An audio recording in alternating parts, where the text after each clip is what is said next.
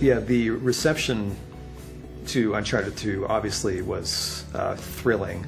Nice. It's so hard when you're so close to a game that you've slaved away on for months and months and months that, you know, all you're going to see initially are the faults. So, you know, when the review stores started coming in, we're like, wow, really? Really? Wow, they didn't notice that thing? Oh, wow, okay, great, awesome. Like getting like so many Game of the Years and like just all those perfect scores and whatever, just so much praise for one game. How many times did it happen in your life? If you're very, very lucky. But at the same time, there was also that, oh shit, people's expectations are going to be through the roof for the sequel. Guess we better get started.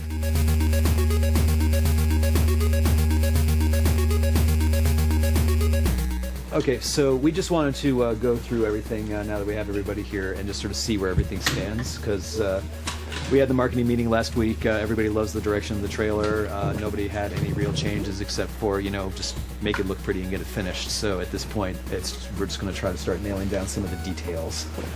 We feel like people are interested in what we're going to do next. And so we wanted to make a piece that sort of suggested, like, this is where the game is going.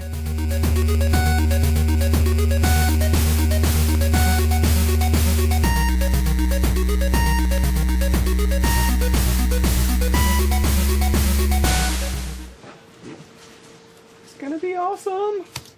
Obviously, the teaser is kind of a big deal, so a lot of my energy is going into that. But yeah, it's a little terrifying, to be honest. There's a lot more pressure now on us than I think there ever has been.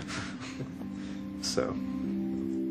Making Uncharted 3, there's a ton of pressure. It's a crushing amount of pressure, to be honest. And some of it's self-imposed and some of it's just naturally imposed by the circumstances. When you know that you've got a big fan base out there that's like waiting for any scrap of information and can't wait for the next game, I'll tell you, there's something to be said for just being under the radar and, you know, being kind of the dark horse that nobody's heard about yet. We want to meet and beat people's expectations, but I mean, frankly, we're just putting a lot of our own pressure on ourselves to do a better game than we did last time. We're never satisfied anyway, so it's like, yeah, pressure from the outside compared to what we have inside. Piece of cake. It's nothing. So you have to just have the faith that whatever instincts got you to this point will continue carrying you through as long as you keep listening to them. We've always done our mocap at other mocap studios, and now we have our own stage. It's kind of cool. Pretty rad. Yeah. Nolan. Have you guys seen this already? We showed this to you yesterday. Yeah, the Caesar, yeah. Okay. It means 14 be careful what you wish for. It might just get you. What the hell does it mean? Just watching some YouTube stuff. Action. Uh-huh. Well, that's all real pretty, but what the hell does it mean in English? It means be careful what you wish for. It might just get you. Did you know how popular it was going to be when you stepped onto the project? I had no idea what it was. I remember just going to the audition. I was just in one of those great moods, and here I am sliding on the thing and jumping, knocking over chairs, and I didn't care. I didn't know what it was. It's a TV show. I thought it was a voiceover job. I didn't really know, but I was just in a good mood. And then they hire me. I'm like, oh, great, whatever. And then we get into it, and you realize what it is, and you start going.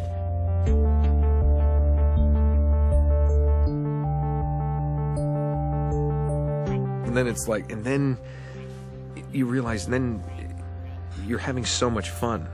That was in perfect timing. And I was given so much freedom. It was one of the first times in my career that I was given the freedom to really contribute and help create this character from my own personality. We're all kids in the sandbox, having a good time, playing. Yeah. And that's why, you know, the old name of the old title of actors was players. And that's what we're supposed to do. We're supposed to play like this is real.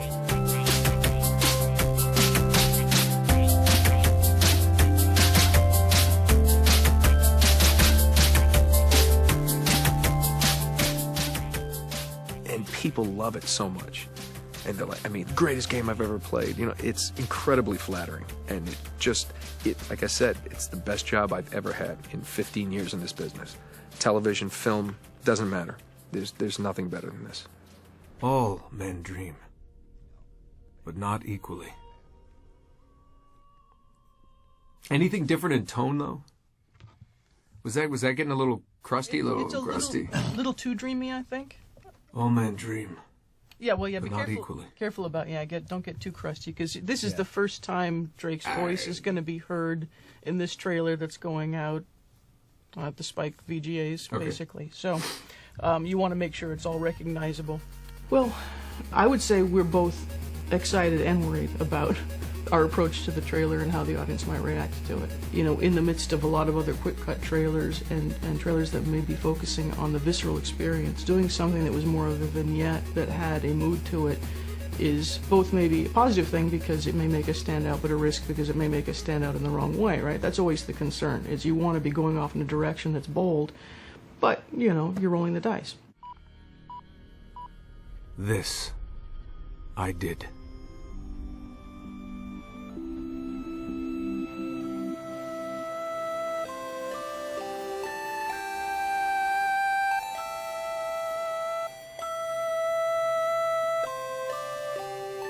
It's interesting because it's so yeah, Uncharted 2, big success, awesome, but we never made Uncharted 2 just for that. That was not what's driving us. Just I really hope like the fact we got so much success it didn't change us, and we're still true to ourselves. I want to just keep making games with passion and just coming to work every day and just make the game that we want to play, and that's pretty much it. What comes after that, we'll see. We'll see.